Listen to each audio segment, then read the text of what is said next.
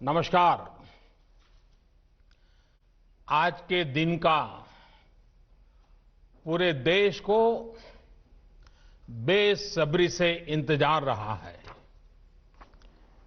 कितने महीनों से देश के हर घर में बच्चे, बूढ़े, जवान सभी की जुबान पर यही सवाल था कि कोरोना की वैक्सीन कब आएगी। तो अब कोरोना की वैक्सीन आ गई है, बहुत कम समय में आ गई है।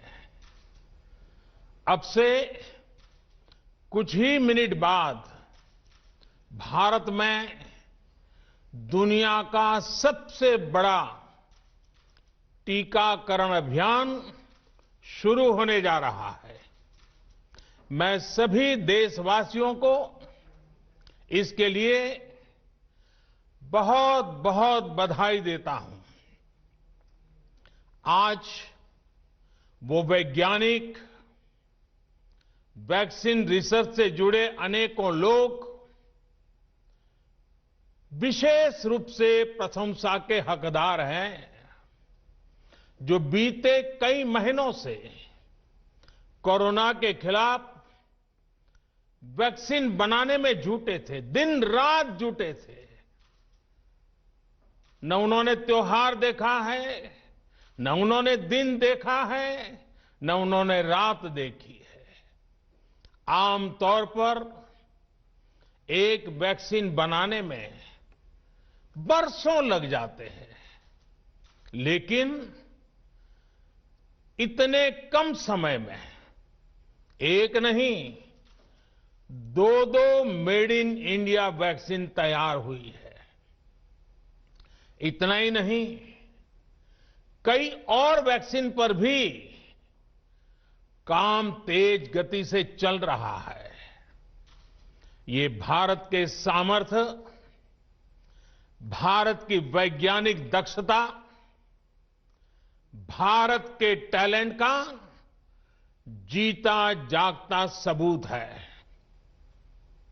ऐसी ही उपलब्धियों के लिए के सामर्थ्य, भारत की वैज्ञानिक दक्षता, भारत के टैलेंट का जीता जागता सबूत है। ऐसी ही उपलब्धियों के लिए राष्ट्रकवि रामधारी सिंह दिनकर जी ने कहा था, मानव जब जोर लगाता है, पत्थर पानी बन जाता है। भाइयों और बहनों, भारत का टीकाकरण अभियान बहुत ही मानवीय और महत्वपूर्ण सिद्धांतों पर आधारित है। जिसे सबसे ज्यादा जरूरी है, उसे सबसे पहले कोरोना का टीका लगेगा। जिसे कोरोना संक्रमण का रिस्क सबसे ज्यादा है, उसे पहले टीका लगेगा। जो हमारे डॉक्टर्स हैं, नर्सेस हैं, अस्पताल में सफाई कर्मी हैं, मेडिकल, पैरामेडिकल स्टाफ हैं, वो कोरोना की वैक्सीन के सबसे पहले हकदार हैं। चाहे वो सरकारी अस्पताल में हो या फिर प्राइवेट में, सभी को ये वैक्सीन प्राथमिकता पर लगेगी। इसके बाद उन लोगों को टीका लगाया जाएगा जिन पर जरूरी सेवाओं और देश की रक्षा या कानून व्यवस्था की जिम्मेदारी है। जैसे हमारे सुरक्षा बल हो गए, पुलिसकर्मी हो गए, फायर ब्रिगेड के लोग हो गए, सफाई कर्मचारी हो गए, इन सभी को ये वैक्सीन प्राथमिकता पर लगेगी। और मैंने जैसा पहले भी कहा है इनकी संख्या करीब करीब 3 करोड़ होती है। इन सभी के वैक्सीनेशन का खर्च भारत सरकार द्वारा उठाया जाएगा। साथियों, इस टीकाकरण अभियान की पुख्ता तैयारियों के लिए राज्य सरकारों के सहयोग से देश के कोने-कोने में ट्रायल्स किए गए हैं, ड्राई रन्स हुए हैं। विशेष तौर पर बनाए गए कोविन डिजिटल प्लेटफॉर्म में टीकाकरण के लिए रजिस्ट्रेशन से लेकर ट्रैकिंग तक की व्यवस्था है। आपको पहला टीका लगने के बाद दूसरी डोज कब लगेगी, इसकी जानकारी भी आपके फोन पर दी जाएगी। और मैं सभी देशवासियों को ये बात फिर याद दिलाना चाहता हूं कि कोरोना वैक्सीन की 2 डोज लगनी बहुत जरूरी है। एक डोज ले लिया और फिर भूल गए, ऐसा गलती मत करना। और जैसा एक्सपर्ट्स कह रहे हैं, पहली और दूसरी डोज के बीच लगभग 1 महीने का अंतराल भी रखा जाएगा। आपको ये भी याद रखना है कि दूसरी डोज लगाने के 2 हफ्ते बाद ही आपके शरीर में कोरोना के विरुद्ध जरूरी शक्ति विकसित हो पाएगी। इसलिए टीका लगते ही आप असावधानी बरतने लगें, मास्क निकाल कर रख दें, 2 गज की दूरी भूल जाएं, ये सब मत करिएगा। मैं प्रार्थना करता हूं, मत करिएगा। और मैं आपको एक और चीज बहुत आग्रह से कहना चाहता हूं। जिस तरह धैर्य के साथ आपने कोरोना का मुकाबला किया, वैसे ही धैर्य अब वैक्सीनेशन के समय भी दिखाना है।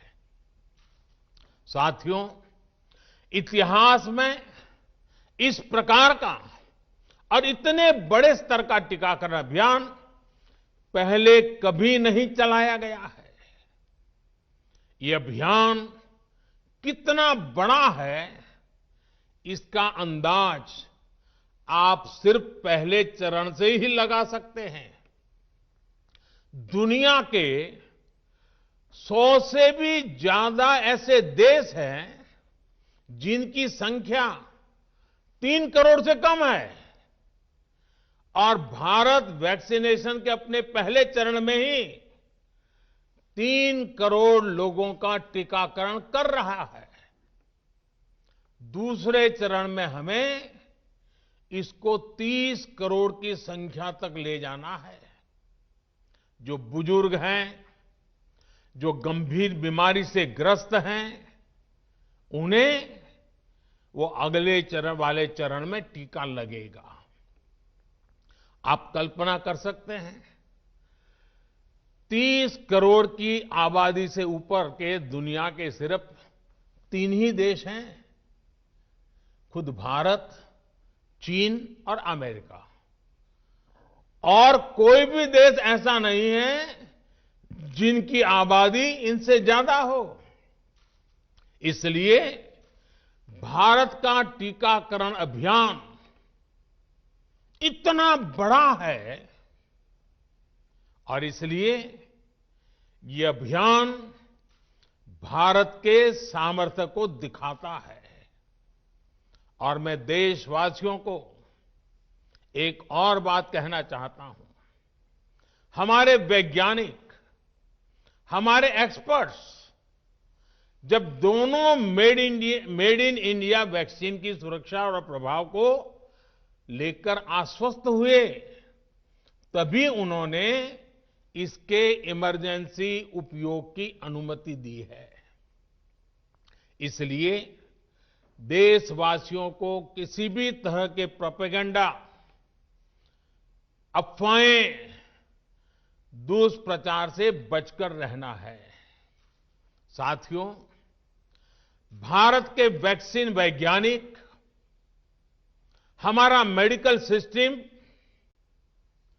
भारत की प्रक्रिया की पूरे विश्व में बहुत विश्वसनीयता है और पहले से है। हमने ये विश्वास अपने ट्रैक रिकॉर्ड से हासिल किया है। मेरे प्यारे देशवासियों, हर हिंदुस्तानी इस बात का गर्व करेगा कि दुनिया भर के करीब 60% बच्चों को जो जीवन रक्षक टीके लगते हैं, वो भारत में ही बनते हैं। भारत की सख्त वैज्ञानिक प्रक्रियाओं से ही होकर के गुजरते हैं। भारत के वैज्ञानिकों को और वैक्सीन से जुड़ी हमारी विशेषज्ञता पर दुनिया का ये विश्वास made in India corona vaccine में और मजबूत होने वाला है। इसकी कुछ और खास बातें हैं जो आज मैं देशवासियों को जरूर बताना चाहता हूं। ये भारतीय वैक्सीन विदेशी वैक्सीनों की तुलना में बहुत सस्ती हैं और इनका उपयोग भी उतना ही आसान है। विदेश में तो कुछ वैक्सीन ऐसी हैं जिसकी एक डोज 5,000 रुपया तक में है और जिसे -70 डिग्री तापमान में फ्रीज में रखना होता है। -70 डिग्री। वहीं भारत की वैक्सीन्स ऐसी तकनीक पर बनाई गई हैं जो भारत में बरसों से ट्राइड और टेस्टेड है। ये वैक्सीन स्टोरेज से लेकर ट्रांसपोर्टेशन तक भारतीय स्थितियों और परिस्थितियों के अनुकूल है। यही वैक्सीन अब भारत को कोरोना के खिलाफ लड़ाई में निर्णायक जीत दिलाएगी। साथियों, कोरोना से हमारी लड़ाई आत्मविश्वास और आत्मनिर्भरता की रही है। इस मुश्किल लड़ाई से लड़ने के लिए हम अपने आत्मविश्वास को कमजोर नहीं पड़ने देंगे। ये प्रण हर भारतीय में दिखाई दिया है। संकट कितना ही बड़ा क्यों न हो, देशवासियों ने कभी आत्मविश्वास खोया नहीं। जब भारत में कोरोना पहुंचा, तब देश में कोरोना टेस्टिंग की एक ही लैब थी। हमने अपने सामर्थ्य पर विश्वास रखा और आज 2300 से ज्यादा लैब्स का नेटवर्क हमारे पास है। शुरुआत में हम mask, PPE kit, testing kits, ventilators जैसे जरूरी सामान के लिए भी विदेशों पर निर्भर थे। आज इन सभी सामानों के निर्माण में हम आत्मनिर्भर हो गए हैं और इनका निर्यात भी कर रहे हैं। आत्मविश्वास और आत्मनिर्भरता की इसी ताकत को हमें टीकाकरण के इस दौर में भी सशक्त कर रहा है। साथियों, महान तेलुगु कवि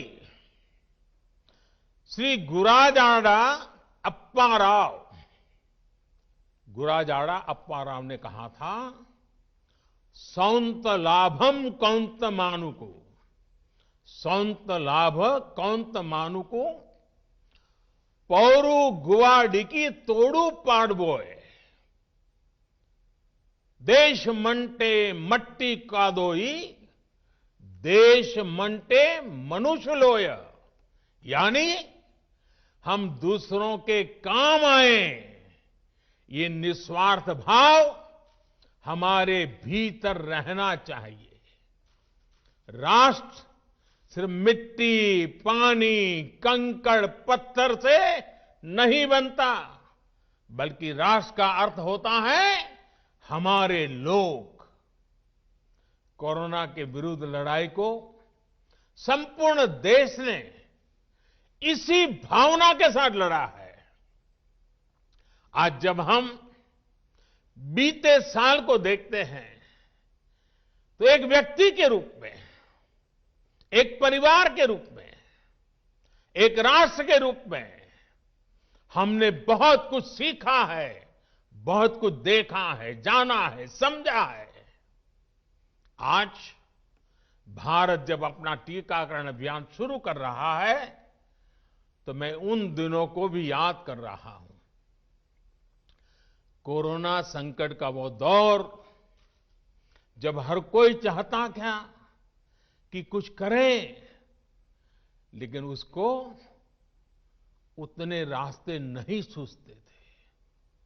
सामान्य तौर पर बीमारी में पूरा परिवार बीमार व्यक्ति की देखभाल के लिए जुट जाता है, लेकिन इस बीमारी ने तो बीमार को ही अकेला कर दिया। अनेकों जगह पर छोटे छोटे बीमार बच्चों को मां से दूर रहना पड़ा। मां परेशान रहती थी, मां रोती थी, लेकिन चाहकर भी कुछ कर नहीं पाती थी। बच्चे को अपनी गोद में नहीं ले पाती थी। कहीं बुजुर्ग पिता अस्पताल में अकेले अपनी बीमारी से संघर्ष करने को मजबूर थे। संतान चाहकर भी उसके पास नहीं जा पाती थी। जो हमें छोड़कर चले गए, उनको परंपरा के मुताबिक वो विदाई भी नहीं मिल सकी जिसके वो हकदार थे।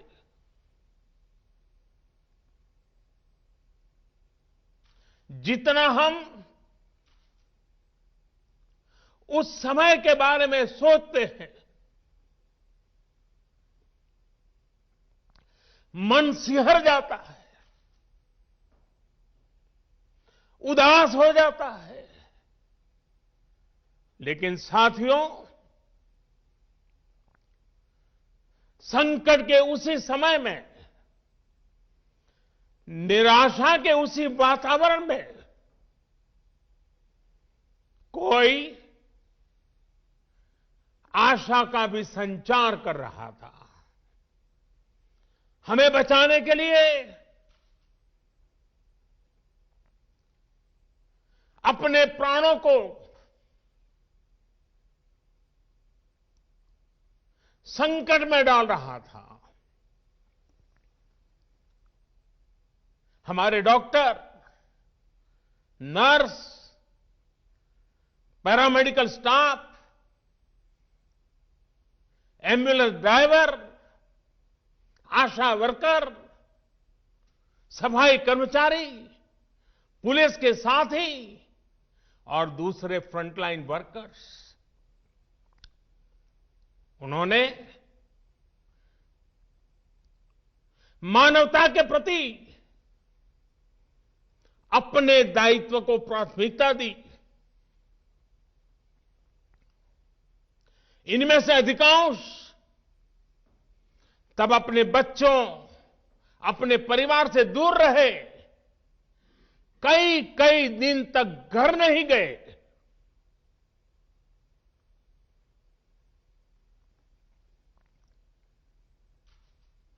सैकड़ों साथी ऐसे भी हैं जो कभी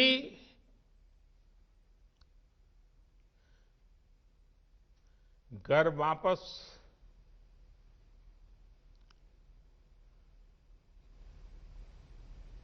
लौट ही नहीं आ पाए। उन्होंने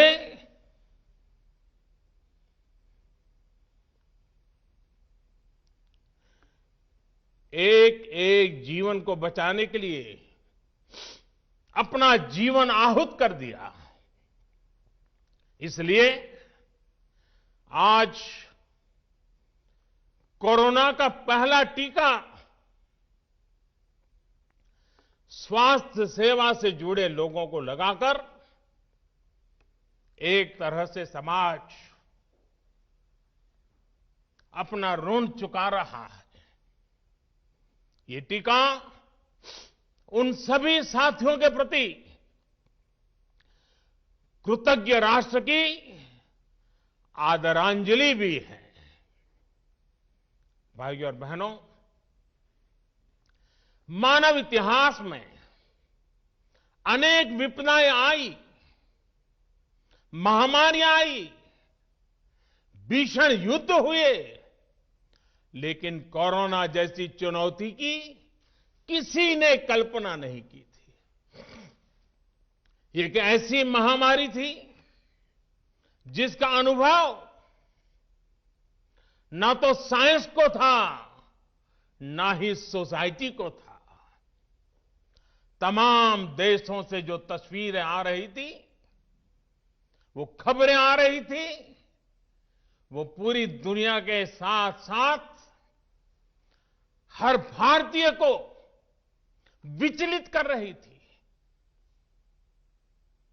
ऐसे हालात में दुनिया के बड़े बड़े एक्सपर्ट्स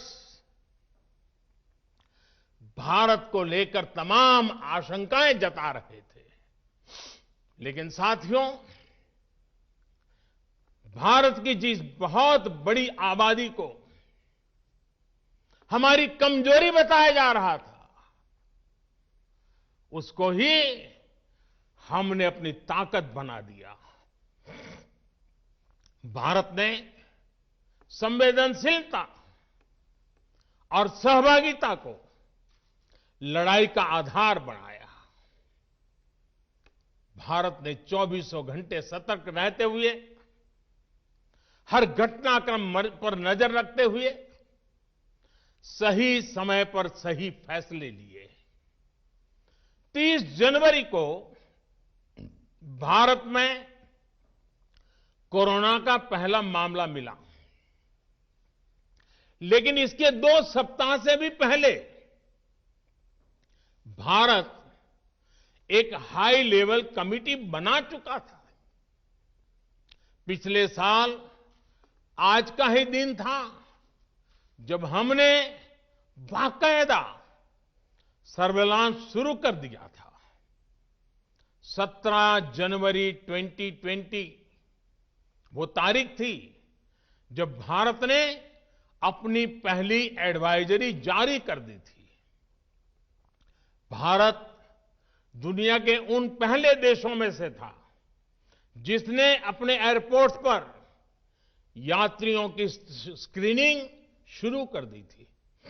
साथियों, कोरोना के खिलाफ लड़ाई में भारत ने जैसी इच्छा शक्ति दिखाई है, जो साहस दिखाया है, जो सामूहिक शक्ति का परिचय करवाया है, वो आने वाली अनेक पीढ़ियों के लिए प्रेरणा का काम करेगा। याद कीजिए, जनता कर्फ्यू कोरोना के विरुद्ध हमारे समाज के संयम और अनुशासन का भी परीक्षण था, जिसमें हर देशवासी सफल हुआ। जनता कर्फ्यू ने देश को मनोवैज्ञानिक रूप से लॉकडाउन के लिए तैयार किया। हमने ताली, थाली और दिया जलाकर देश के आत्मविश्वास को ऊंचा रखा।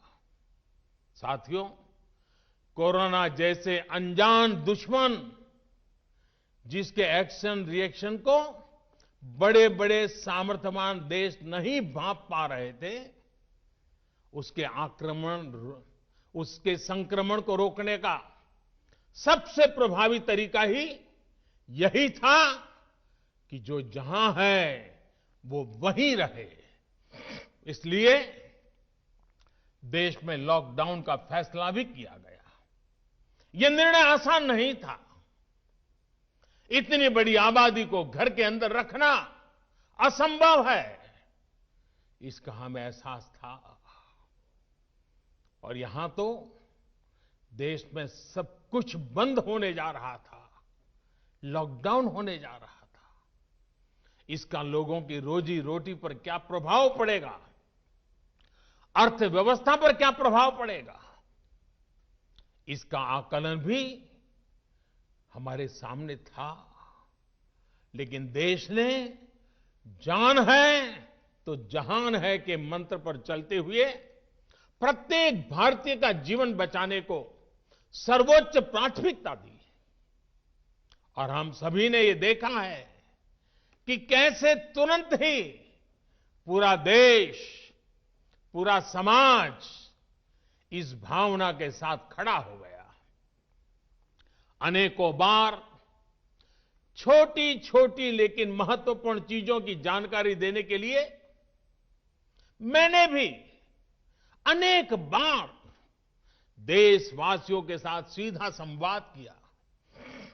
एक तरफ जहां गरीबों को मुफ्त भोजन की व्यवस्था की गई, तो वहीं दूध, सब्जी, राशन, गैस, दवा ऐसी जरूरी चीजों की सुचारू आपूर्ति सुनिश्चित की गई। देश में व्यवस्थाएं ठीक से चलें, इसके लिए गृह मंत्रालय ने 24/7 कंट्रोल रूम शुरू किया, जिस पर हजारों कॉल्स का जवाब दिया गया, लोगों को समाधान दिया गया। साथियों, कोरोना के विरुद्ध इस लड़ाई में हमने कदम कदम पर दुनिया के सामने उदाहरण प्रस्तुत किया है। ऐसे समय में जब कुछ देशों ने अपने नागरिकों को चीन में बढ़ते कोरोना के बीच छोड़ दिया था, तब भारत चीन में फंसे हर भारतीय को वापस लेकर आया। और सिर्फ भारत के ही नहीं, हम कई दूसरे देशों के नागरिकों को भी वहां से वापस निकाल करके लाए। कोरोना काल में वंदे भारत मिशन के तहत 35 लाख से ज्यादा भारतीयों को विदेशों से भारत लाया गया। मुझे याद है, एक देश में जब भारतीयों को टेस्ट करने के लिए मशीनें कम पड़ रही थी, तो भारत ने पूरी टेस्टिंग लैब यहां से वहां भेज करके उसको वहां सजाया, लगाया, ताकि वहां से भारत आ रहे लोगों को टेस्टिंग की दिक्कत ना हो। साथियों, भारत ने इस महामारी से जिस प्रकार से मुकाबला किया, उसका लोहा आज पूरी दुनिया मान रही है।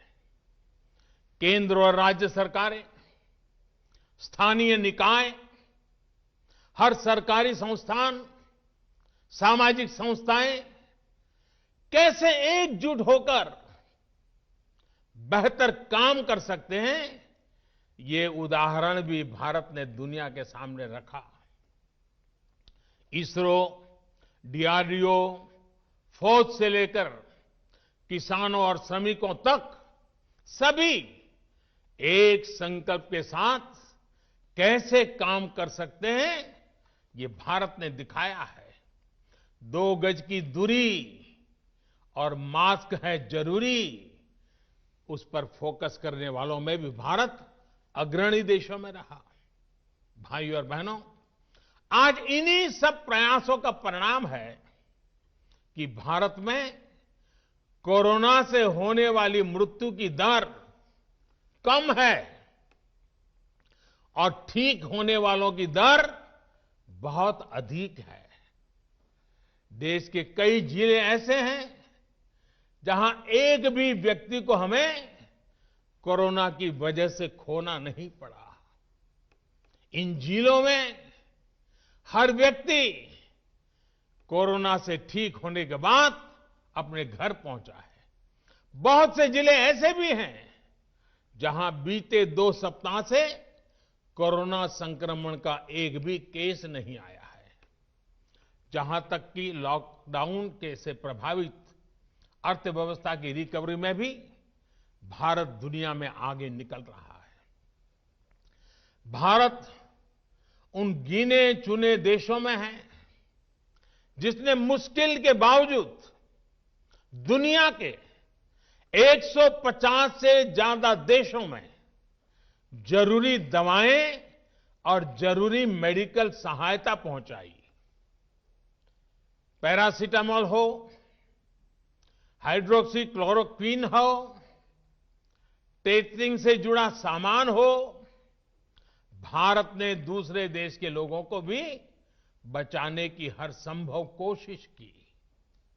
आज जब हम अपनी वैक्सीन बना ली है, तब भी भारत की तरफ दुनिया आशा और उम्मीद की नजरों से देख रही है। हमारा टीकाकरण अभियान जैसे जैसे आगे बढ़ेगा, दुनिया के अनेक देशों को हमारे अनुभव का लाभ मिलेगा।